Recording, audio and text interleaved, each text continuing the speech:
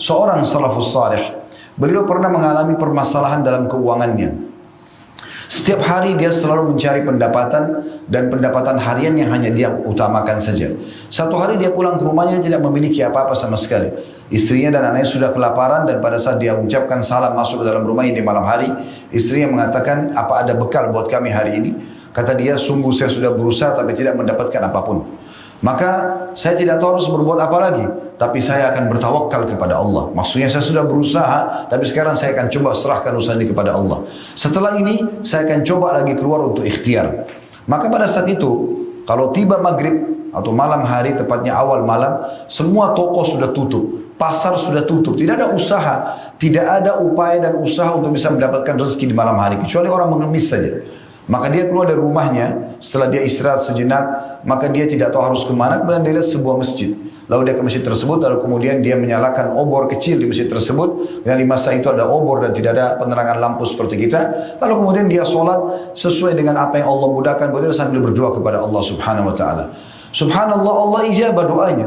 Di malam itu, terjadi kegelisahan yang sangat luar biasa oleh seorang raja yang berkuasa di wilayah tersebut. Maka raja itu pun karena gelisah, dia tidur kemudian terbangun karena mimpi melihat kematian, melihat neraka. Dia ketakutan, dia mengambil kantong-kantong harta yang dia simpan dari emas, dinar emas, sekian banyak kantong. Kemudian dia memikulnya lalu dia mengatakan, ya Allah, agar aku engkau selamatkan dari azabmu, aku akan bersedekah harta ini sesuai dengan orang yang engkau tunjuk. Maka pada saat dia naik kudanya, dia pun mengatakan, saya akan membiarkan kuda ini jalan dan semoga engkau berikan petunjuk kepadaku. Maka dia biarkan kuda tersebut jalan sambil dia mengarahkan juga mengikuti tali kekangannya sampai kuda itu masuk ke pagar masjid atau di halaman masjid yang tadi ada orang susah itu.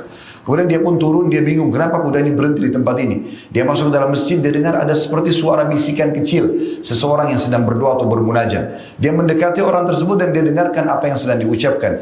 Ternyata orang itu sedang mengeluh kepada Allah subhanahu wa ta'ala. Di antara potongannya dia mengatakan, ya Allah, sungguhnya engkau tahu aku sudah berusaha hari ini. Aku pun tidak ingin mencoreng keimananku dan aku ingin bertawakal kepadamu. Utuslah, berikanlah untukku ya, rezeki dari hamba-hambamu yang bisa datang kepadaku. Dan aku sudah menyerahkan urusanku ini kepadamu. Maka setelah dia berdoa, sang raja ini mengatakan, aku telah mendengar doamu tadi, dan aku ini sudah niat bersedekah malam ini dengan harta ini. Maka ambillah kantong-kantong dinar ini. Dan ketahuilah akulah raja wilayah ini, dan aku akan memberikan engkau kesempatan untuk setiap saat datang ke istanaku di saat kamu butuh. Maka datanglah saja, tinggal minta kepadaku. Maka ucapan orang miskin yang soleh ini luar biasa. Ini penutupan khutbah kita dan ini penting sekali. Kalau seandainya semua jemaah membawa pulang pesan ini saja, sudah cukup sebenarnya. Bagaimana kekuatan iman dan keyakinan seorang mukmin terhadap Tuhannya dan ketergantungan yang luar biasa bukan pada manusia tapi kepada Allah subhanahu wa ta'ala. Dia mengatakan, kalau aku punya hajat lagi wahai sang raja, aku tidak akan datang kepada anda. Tapi aku akan datang kepada raja yang sebenarnya, Allah subhanahu wa ta'ala, yang telah mengutus anda untuk datang membawakan rezeki ini kepadaku.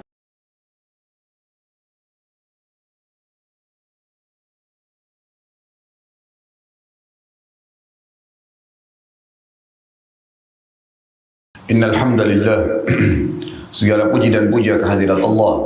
Nahmaduhu wa nasta'inuhu wa nastaghfiruh. Hanya kepadanya kita memuji, meminta pertolongan serta bertaubat dari dosa-dosa kita. Wa na'udzu billahi min syururi anfusina. Dan hanya kepada Allah pula kita meminta agar dijauhkan dari keburukan-keburukan diri kita. Wa min sayyiati a'malina, dan dari segala dosa yang pernah kita lakukan. May yahdihillahu fala mudhillalah. Barang siapa yang telah Allah berikan petunjuk maka tidak akan pernah sesat selamanya. Wa may yudlilhu fala hadiyalah. Dan barang siapa yang telah Allah sesatkan maka tidak akan mendapatkan petunjuk selamanya. Asyhadu an la ilaha illallah wahdahu la syarika lah. Wa asyhadu anna Muhammadan abduhu wa rasuluh. Saya bersaksi tiada Tuhan yang berhak disembah kecuali Allah dan Muhammad benar-benar hamba juga utusannya. Allah mengingatkan dalam kitabnya, ya ayyuhalladzina amanu taqullaha haqqa tuqatih wa la tamutunna illa wa antum muslimun. Hai sekalian orang-orang yang beriman, bertakwalah, hanya patuh dan tunduklah kepada satu-satunya pencipta segala sesuatunya, baik di langit, di bumi, di kedalaman lautan, terjangkau atau tidak terjangkau oleh mata kita, yaitu Allah. Sebenar-benar patuh dan tunduk, dan janganlah kalian meninggal dunia kecuali dalam keadaan Islam. Di ayat yang lain juga Allah ingatkan, ya ayuhan nasu taqu rabbakum alladhi khalaqakum min nafsin wahidah wa khalaqa minha zawjaha wa batha minhuma rijalan katsiran wa nisaa wattaqullaha alladhi tasaaluna bihi wal arham innallaha kana 'alaikum raqiba. Hai sekalian manusia, sekali lagi bertakwalah, hanya patuh dan tunduklah kepada Allah yang telah menciptakan kalian dari jiwa yang satu, yaitu Adam alaihissalam, dan telah menciptakan dari jiwa yang satu istrinya Hawa alaihissalam, dan telah banyak memberikan keturunan laki-laki juga perempuan dari keduanya. Sekali lagi bertakwalah kepada Allah dan jagalah hubungan silaturahim. Sesungguhnya Allah senantiasa mengawasi kalian. Di ayat yang lain juga Allah mengingatkan, ya ayyuhalladzina amanu taqullaha wa qulu qawlan sadida yuslih lakum a'malakum wa yaghfir lakum dhunubakum wa may yuti'illaha wa rasulahu faqad faza fawzan 'azima. Hai sekalian orang-orang yang beriman, sekali lagi bertakwalah kepada Allah, tunduk dan patuhlah kepadanya, dan ucapkan kalimat yang benar, jujurlah. Niscaya Dia akan memperbaiki amalan perbuatan kalian, mengampuni dosa-dosa kalian. Barang siapa yang mentaati Allah dan Rasulnya, sungguh dia telah mendapatkan kemenangan yang besar. Amma ba'd, fa inna asdaqal hadits kitabullah. Kita tahu sebaik-baik rujukan umat Islam dalam segala lini kehidupan mereka, terutama ibadah, adalah kitabullah, Al-Quran. Wa khairu hadi Muhammadin sallallahu alaihi wa ala alihi wa sahbihi wa sallam. Dan sebaik-baik petunjuk setelah Al-Quran adalah petunjuk Nabi besar Muhammad sallallahu alaihi wa ala alihi wa sahbihi wa sallam. Wa syarrul umuri muhdatsatuha, dan seburuk-buruk perbuatan terutama dalam ibadah yang tidak punya rujukan dari keduanya. Fa inna kulla muhdatsin bid'ah. Semua perbuatan yang tidak punya rujukan dari wahyu Al-Quran dan sunnah dalam hal ibadah adalah dikenal dengan perbuatan baru dalam agama. Wa nabidatin dalalah, dan perbuatan baru itu akan membawa pelakunya pada kesesatan, dan kesesatan akan membawa pelakunya ke dalam api neraka. Saudaraku seiman, pada kesempatan ini kita akan membahas sebuah perangkat dan bonus dari Sang Pencipta Allah Subhanahu wa taala. Sekali lagi serial iman. Dari sekian Jumat yang sudah kita bahas serial iman, maka di kesempatan ini sebuah perangkat yang sangat luar biasa. Hal atau perangkat yang paling baik untuk menyandarkan dan menenangkan hati. Hal dan sesuatu yang paling baik untuk mendapatkan semua maslahat dan kebaikan dunia, serta menyelamatkan dari semua mara bahaya, yaitu bertawakal. Berapa banyak orang yang tidak mengetahui masalah tawakal, sehingga mereka menggantungkan diri dan nasibnya kepada diri mereka sendiri atau manusia atau makhluk, sehingga mereka celaka dan juga jauh dari kebaikan yang mereka harapkan. Tawakal disebutkan oleh Ibnu Hajar rahimahullah dalam Fathul Bari di jilid 11 di halaman 305-nya, beliau mengatakan tawakal dari kata-kata wukul atau dari akar kata wukul yang berarti menyerahkan, yang diikuti dengan keyakinan dan kepercayaan. Ibnu Rajab lebih jauh rahimahullah menyebutkan dalam kitab Jami'ul Ulum wal Hikam di halaman 516 menjelaskan, mengatakan hakikat tawakal adalah bagaimana seorang hamba memiliki hati yang benar atau memiliki benarnya penyandaran hati kepada Allah Azza wa Jal untuk meraih berbagai kemaslahatan dan kebaikan dan menghilangkan dirinya dan menjauhkan dari mara bahaya, baik dalam urusan dunia maupun juga akhirat. Menyerahkan seluruh urusan kepada Allah dengan meyakini bahwa tidak ada yang memberi, menghalangi, mendatangkan bahaya, memberikan manfaat kecuali Allah semata. Setiap ibadah atau perintah dalam Al-Quran ataupun hadis Nabi SAW, maka Allah menggantungkan padanya keutamaan atau dikenal dengan fadilah. Dan ini adalah motivator terbesar bagi setiap muslim agar dia semangat untuk mengerjakannya. Misal, dia ingin rajin mengerjakan sholat malam, sedekah, bakti sama orang tua, berzikir, membaca Al-Quran, menjenguk orang sakit. Apa saja jenis-jenis ibadah termasuk bertawakal kepada Allah, maka sangat dianjurkan untuk dia membaca keutamaannya, supaya dia tahu apa sebenarnya yang dia dapatkan pada saat dia mengerjakan apa yang sudah Allah janjikan tersebut. Sebagaimana juga bila dia ingin menjauhkan diri dari perbuatan yang Allah haramkan, riba, zina, dusta, dan yang sejenisnya, apapun pelanggaran tersebut, maka dia mencari tahu tentang ancaman Allah agar dia meninggalkan perbuatan tersebut, karena dia tahu dia akan dihukum dengan hukuman yang sudah diancamkan tersebut. Keutamaan tawakal sangat banyak. Kita akan ringkaskan di beberapa poin. Yang pertama, tawakal sendiri adalah ibadah kepada Allah Subhanahu wa taala. Sangat banyak ayat Al-Quran di mana Allah memerintahkan kita agar bertawakal kepadanya. Sebagaimana tadi sudah dijelaskan, tawakal adalah seseorang itu berusaha, kemudian dia menyerahkan semua hasil usahanya kepada Allah Subhanahu wa ta'ala. Itu ringkasnya. Dalil yang pertama berhubungan dengan masalah dia adalah ibadah. Firman Allah Subhanahu wa ta'ala dalam surah Al-Imran, surah nomor 3, 159 yang bunyinya, A'udzu billahi minasyaitonir rajim, fabima rahmatin minallahi linta lahum walau kunta faddan ghalidhal qalbi lam faddu min hawlik fa'fu anhum wastaghfir lahum washawirhum fil amr fa idza azamta fatawakkal 'ala Allah innallaha yuhibbul mutawakkilin. Yang artinya, dengan rahmat dari Tuhanmu lah, dari Allah wahai Muhammad, engkau berlemah lembut dengan mereka. Kalau seandainya engkau bersikap keras dan kasar kepada mereka, maka pastilah mereka akan meninggalkanmu.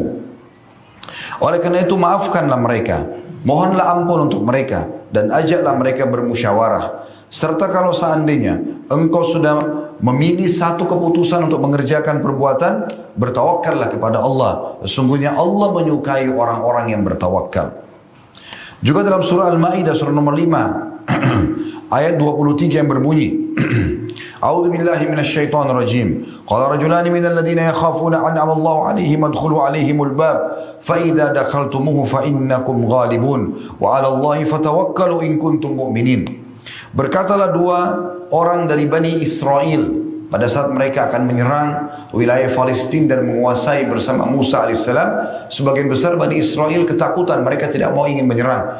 Tapi dua orang beriman ini yang takut kepada Allah mengatakan, yang Allah berikan nikmat keimanan pada mereka, masuklah ke dalam pintu tersebut sesuai dengan perintah Allah. Maksudnya seranglah, dan kalau kalian masuk ke dalamnya, pasti kalian akan menang, karena ini adalah janji Allah. Dan kepada Allah lah bertawakal, serahkan kemenangan kalian, keberhasilan kalian, hasil usaha kalian, kalau kalian adalah orang-orang yang beriman. Demikian juga Allah sebutkan dalam surah Asy-Syu'ara surah nomor 26 ayat 217, wa tawakkal 'alal 'azizir rahim, dan selalulah bertawakal, menyerahkan hasil usahamu kepada Zat yang Maha Perkasa dan Maha Penyayang. Demikian pula Allah sebutkan dalam surah Al-Anfal surah nomor 8 ayat 49, wa may yatawakkal 'ala Allahi fa innallaha 'azizun hakim, dan barang siapa yang menyerahkan urusannya, hasil usahanya kepada Allah atau bertawakal, maka Allah ketahuilah Zat yang Maha Perkasa, maknanya akan selalu menolong dia dan juga Maha Bijaksana.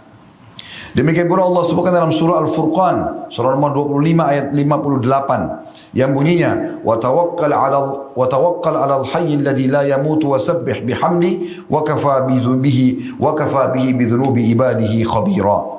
Yang artinya, dan selalulah bertawakal kepada Zat yang selalu hidup dan tidak akan pernah mati, dan bertasbihlah dengan memujinya, serta cukuplah bagi Allah mengetahui dosa hamba-hambanya.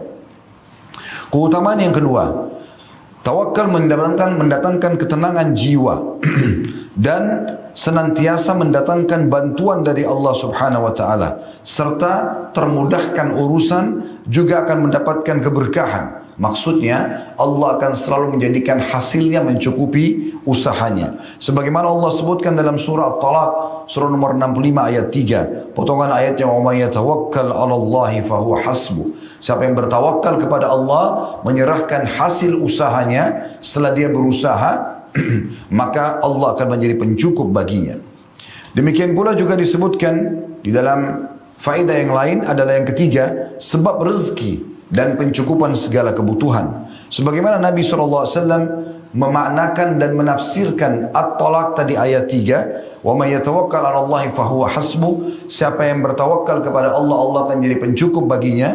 Beliau mengatakan kepada Abi Dzar radhiyallahu anhu, "Lau anna an-nasa kullahum akhadhu biha kafathum." Hadis riwayat Ahmad, yang artinya seandainya manusia betul-betul bertakwa dan bertawakal kepada Allah, maka pasti Allah akan mencukupi urusan dunia dan juga urusan agama mereka. Disebutkan dalam Jami' Ulum Al-Hikam di halaman 526. Saudaraku seiman, Ibnu Jarir At-Tabari menyebutkan dan menjelaskan tafsir daripada At-Talaq ayat 3, wa may yatawakkal 'ala Allahi wa huwa hasbuh. Siapa yang bertawakal kepada Allah, Allah akan jadi pencukup baginya.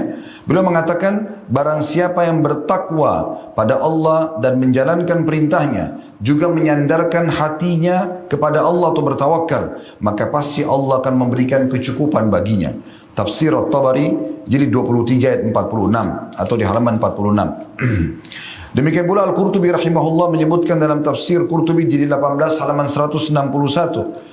Kurang lebih terjemahannya, barang siapa yang menyandarkan dirinya kepada Allah, maka Allah akan memberikan kecukupan pada segala urusannya. Asy-Syaukani menyebutkan dalam Fathul Qadir di jilid 7 halaman 241, barang siapa yang menyerahkan urusannya pada Allah, maka Allah akan memberi kecukupan pada urusannya tersebut. Banyak contoh-contoh dalam masalah ini.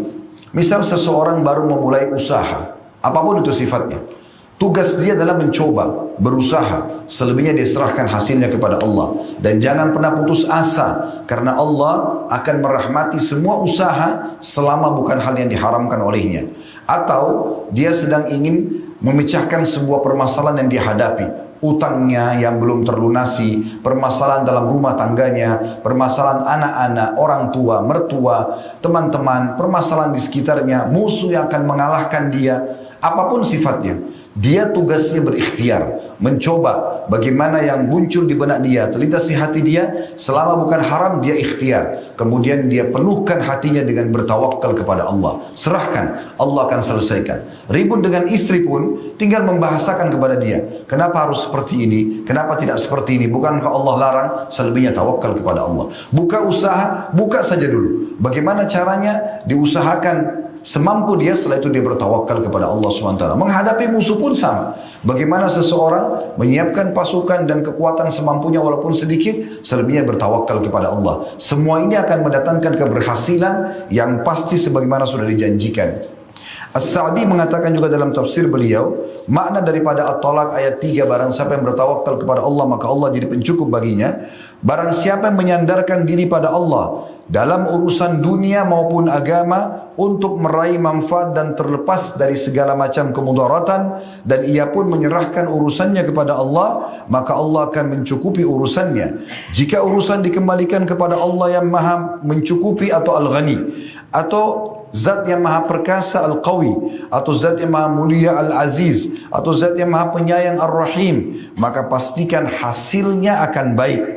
Kadang diberikan solusi saat itu juga, atau diberikan pada waktu yang lebih tepat, sebagaimana Allah lebih mengetahui waktu yang paling tepat.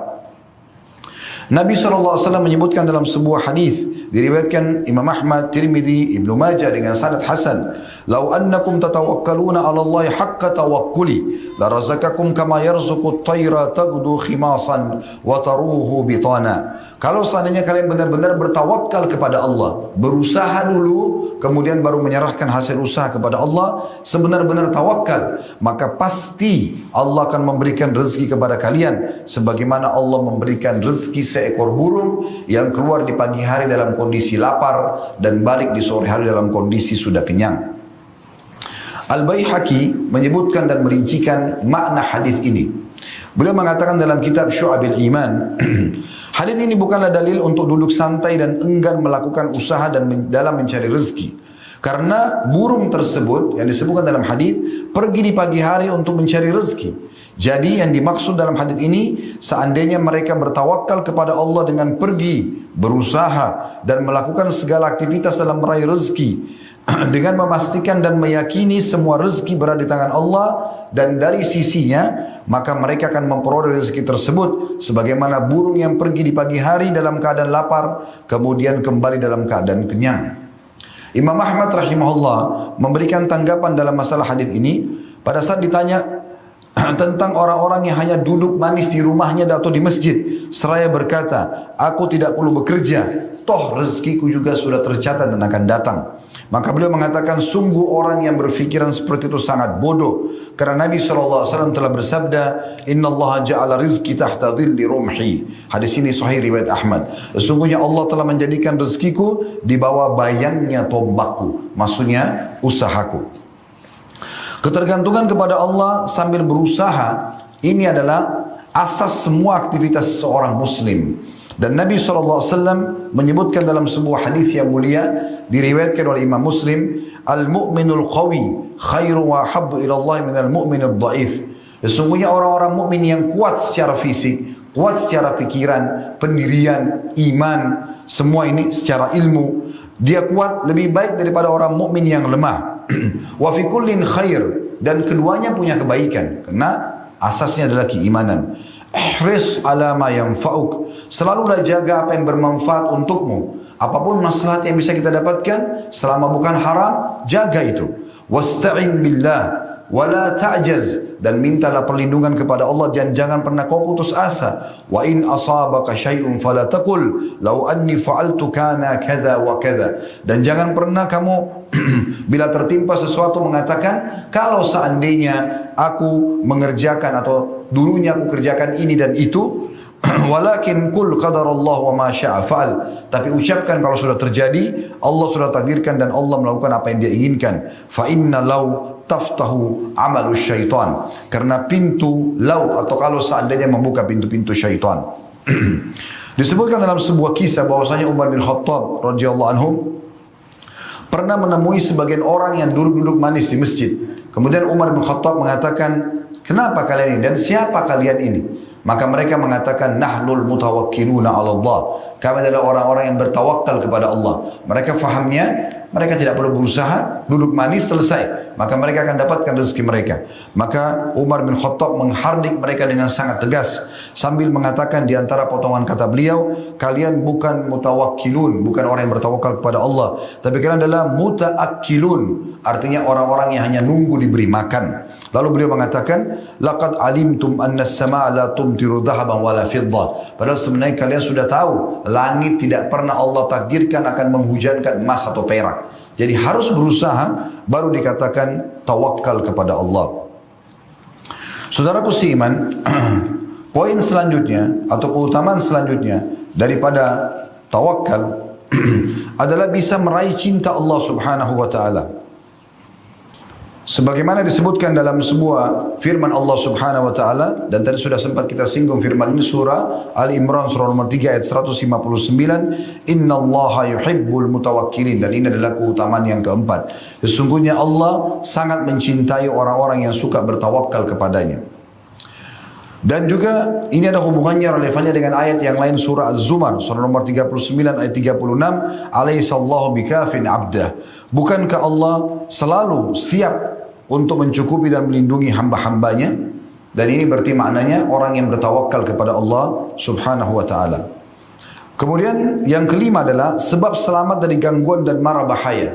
Sebagaimana Ibnu Qayyim rahimahullah menyebutkan, tawakal adalah sebab terbesar yang membuat seseorang mengatasi gangguan, kezaliman, dan juga perlawanan dari makhluk terhadapnya.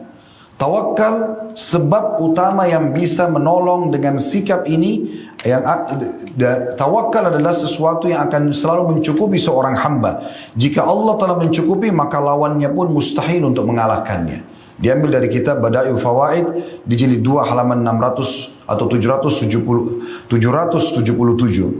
Ibnu Qayyim juga masih menambahkan dalam kitab Al-Fawaid yang lain, wa man ishtaghala billahi 'anil nasi kafahu Allahu ma'unatan nas. Barang siapa yang menyibukkan diri dengan bersandar pada Allah, maksudnya berusaha lalu kemudian dia mengembalikan urusannya kepada Allah, maka Allah akan mencukupi kebutuhannya. Wa man ishtaghala 'anillahi wakkalahu Allahu ila nafsi. Dan sebaliknya barang siapa yang menyibukkan diri dengan dirinya sendiri, tidak pernah mau bergantung pada Allah SWT, selalu bangga dengan kepintarannya, dengan hartanya, dengan ijazahnya, dengan apa saja yang dianggap sebagai sebuah kelebihan, tanpa pernah menyerahkan dan bergantung pada Allah, maka Allah akan membiarkan dia bergantung dan bersandar pada dirinya sendiri. Dia tidak akan berhasil dan tidak akan mendapatkan manfaat dari usahanya. Selanjutnya kata beliau, penutupannya adalah waman ishtaghala bin nasi 'anillah wakkalahu Allah ilaihim. Dan barang siapa yang bersandar pada manusia, kalau tadi yang kedua bersandar pada dirinya sendiri, tapi siapa yang bersandar pada manusia dan meninggalkan Allah, Allah pun akan membuatnya menggantungkan urusannya pada manusia. Artinya, sekali dia mengemis, dia akan terus mengemis. Sekali dia bergantung pada manusia, merengek-rengek dengan manusia, maka secara otomatis juga akan seperti itu keadaannya. Kita akan tutup dengan sebuah kisah seorang salafus salih. Beliau pernah mengalami permasalahan dalam keuangannya. Setiap hari dia selalu mencari pendapatan dan pendapatan harian yang hanya dia utamakan saja. Satu hari dia pulang ke rumahnya, dia tidak memiliki apa-apa sama sekali. Istrinya dan anaknya sudah kelaparan, dan pada saat dia mengucapkan salam masuk ke dalam rumahnya di malam hari, istrinya mengatakan, apa ada bekal buat kami hari ini? Kata dia, sungguh saya sudah berusaha tapi tidak mendapatkan apapun. Maka saya tidak tahu harus berbuat apa lagi, tapi saya akan bertawakal kepada Allah. Maksudnya saya sudah berusaha, tapi sekarang saya akan coba serahkan usaha ini kepada Allah. Setelah ini saya akan coba lagi keluar untuk ikhtiar. Maka pada saat itu, kalau tiba maghrib atau malam hari, tepatnya awal malam, semua toko sudah tutup, pasar sudah tutup, tidak ada usaha, tidak ada upaya dan usaha untuk bisa mendapatkan rezeki di malam hari, kecuali orang mengemis saja. Maka dia keluar dari rumahnya, setelah dia istirahat sejenak, maka dia tidak tahu harus kemana, kemudian dia lihat sebuah masjid. Lalu dia ke masjid tersebut, lalu kemudian dia menyalakan obor kecil di masjid tersebut. Dan di masa itu ada obor dan tidak ada penerangan lampu seperti kita. Lalu kemudian dia sholat sesuai dengan apa yang Allah mudahkan, kemudian sambil berdoa kepada Allah subhanahu wa ta'ala. Subhanallah, Allah ijabah doanya. Di malam itu, terjadi kegelisahan yang sangat luar biasa oleh seorang raja yang berkuasa di wilayah tersebut. Maka raja itu pun karena gelisah, dia tidur kemudian terbangun karena mimpi melihat kematian, melihat neraka. Dia ketakutan, dia mengambil kantong-kantong harta yang dia simpan dari emas, dinar emas, sekian banyak kantong. Kemudian dia memikulnya, lalu dia mengatakan, ya Allah, agar aku engkau selamatkan dari azabmu, aku akan bersedekah harta ini sesuai dengan orang yang engkau tunjuk. Maka pada saat dia naik kudanya, dia pun mengatakan, saya akan membiarkan kuda ini jalan dan semoga engkau berikan petunjuk kepadaku. Maka dia biarkan kuda tersebut jalan sambil dia mengarahkan juga mengikuti tali kekangannya sampai kuda itu masuk ke pagar masjid atau di halaman masjid yang tadi ada orang susah itu. Kemudian dia pun turun, dia bingung kenapa kuda ini berhenti di tempat ini. Dia masuk ke dalam masjid, dia dengar ada seperti suara bisikan kecil, seseorang yang sedang berdoa atau bermunajat. Dia mendekati orang tersebut dan dia dengarkan apa yang sedang diucapkan. Ternyata orang itu sedang mengeluh kepada Allah subhanahu wa ta'ala. Di antara potongannya dia mengatakan, ya Allah, sungguhnya engkau tahu aku sudah berusaha hari ini. Aku pun tidak ingin mencoreng keimananku dan aku ingin bertawakal kepadamu. Utuslah, berikanlah untukku ya, rezeki dari hamba-hambamu yang bisa datang kepadaku. Dan aku sudah menyerahkan urusanku ini kepadamu. Maka setelah dia berdoa, sang raja ini mengatakan, aku telah mendengar doamu tadi, dan aku ini sudah niat bersedekah malam ini dengan harta ini. Maka ambillah kantong-kantong dinar ini. Dan ketahuilah akulah raja wilayah ini, dan aku akan memberikan engkau kesempatan untuk setiap saat datang ke istanaku di saat kamu butuh. Maka datanglah saja, tinggal minta kepadaku. Maka ucapan orang miskin yang soleh ini luar biasa. Ini penutupan khutbah kita dan ini penting sekali. Kalau seandainya semua jemaah membawa pulang pesan ini saja, sudah cukup sebenarnya. Bagaimana kekuatan iman dan keyakinan seorang mukmin terhadap Tuhannya dan ketergantungan yang luar biasa bukan pada manusia tapi kepada Allah subhanahu wa ta'ala. Dia mengatakan, kalau aku punya hajat lagi wahai sang raja, aku tidak akan datang kepada anda. Tapi aku akan datang kepada raja yang sebenarnya, Allah subhanahu wa ta'ala, yang telah mengutus anda untuk datang membawakan rezeki ini kepadaku. Inilah teman-teman sekalian, tawakal kepada Allah. Sebuah perangkat yang harus tidak luput dari seorang muslim, berusaha, kemudian dia serahkan hasil usahanya kepada Allah subhanahu wa ta'ala dengan sepenuh keyakinan Allah akan membantu dia. Aku qawli hadza, saya sudah mengucapkan perkataan ini, wa astaghfirullah li wa lakum, dan saya beristighfar kepada Allah, mengajak jemaah istighfar kepada Allah. Fastaghfiruhu innahu wal ghafurur rahim. Beristighfarlah kepada-Nya karena Dia Maha Pengampun lagi Maha Penyayang. Alhamdulillah, wassalatu wassalamu ala rasulillah. Segala puji dan puja kehadirat Allah subhanahu wa ta'ala. Juga salawat dan taslim kepada Nabi besar Muhammad sallallahu alaihi wa ala alihi wa sahbihi wa sallam. Betapa banyak contoh dari Nabi SAW dalam kehidupan beliau dalam masalah tawakal. Di saat Nabi SAW menerima serangan-serangan dari orang munafik, beliau cuma berikhtiar, kemudian menyerahkan kepada Allah Subhanahu Wa Taala, dan Allah datangkan pertolongan yang tidak disangka-sangka, dan Allah mempermalukan para musuhnya juga dengan tidak disangka-sangka. Demikian juga pada saat pasukan Ahzab datang akan menyerang Madinah, Nabi SAW cuma berikhtiar, menanya pendapat para sahabat, kemudian ada yang memberikan saran Salman Al-Farsi agar menggali parit, kemudian mereka menggali parit tersebut, dan parit itu kurang lebih jaraknya, kalau saya tidak salah, sekitar 6 km.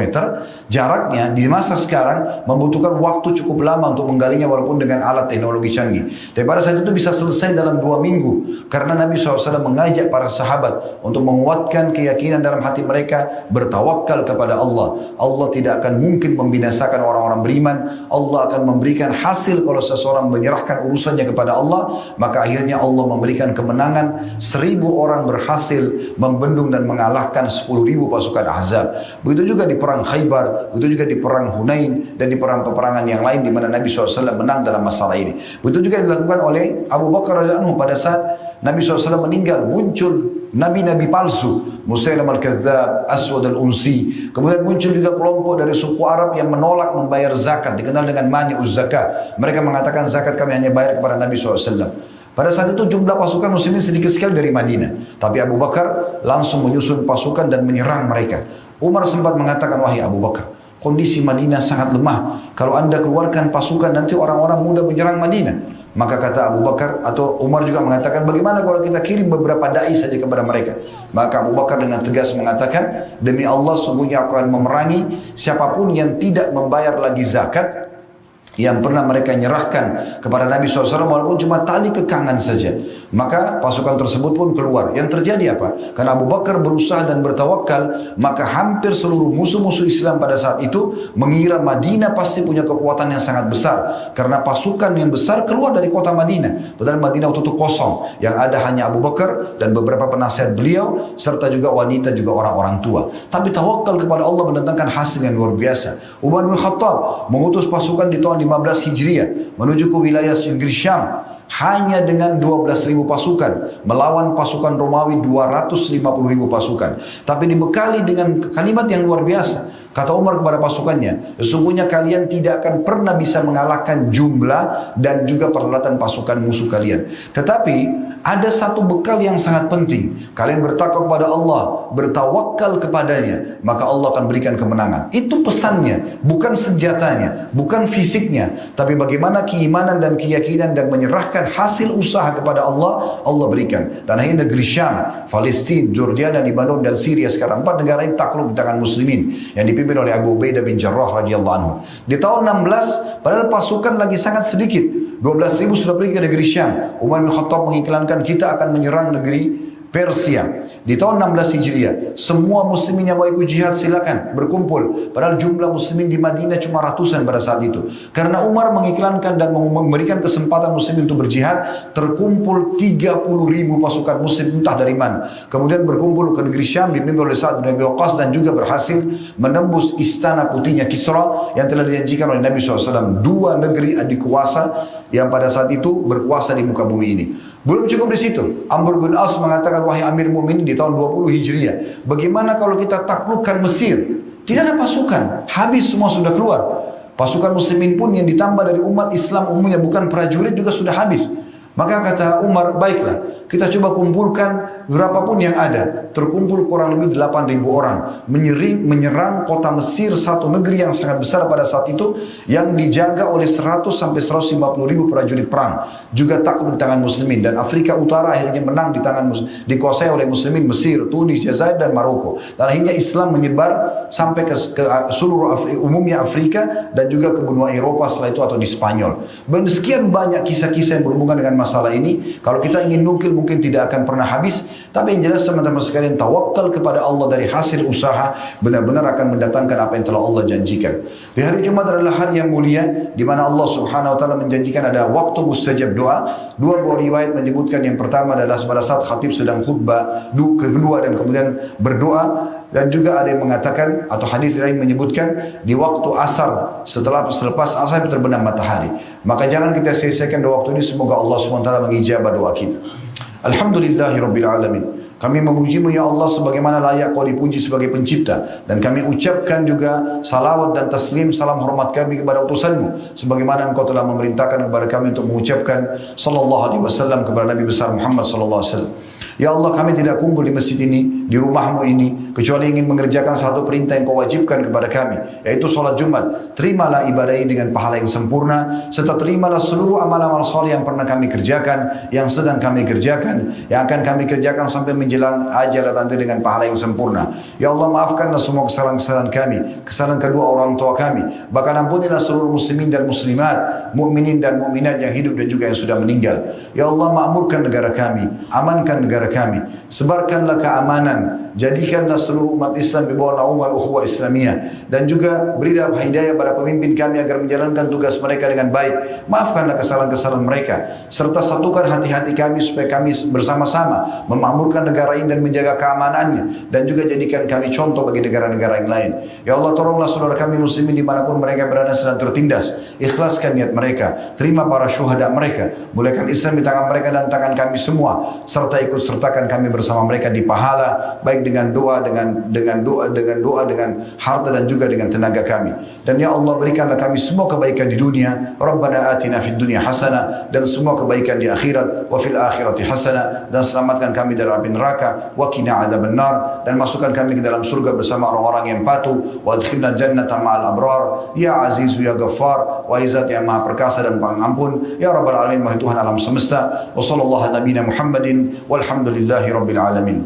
Inna Allah ya'muru bil adli wal ihsani wa ita'i dzil qurba. Sesungguhnya Allah selalu memerintahkan, selalu berbuat keadilan, kebaikan dan juga membantu para kerabat.